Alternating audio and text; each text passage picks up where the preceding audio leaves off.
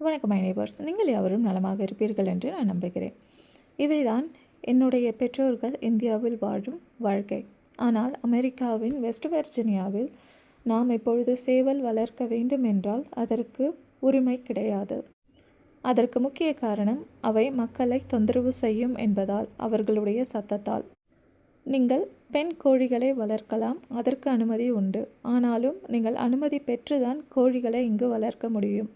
இந்தியாவில் நான் மகிழ்ச்சியாக இருந்த எல்லா காரியங்களையும் இங்கு மிகவும் மிஸ் செய்கிறேன். உங்களுடன் பகிர்ந்து கொள்கிறேன்.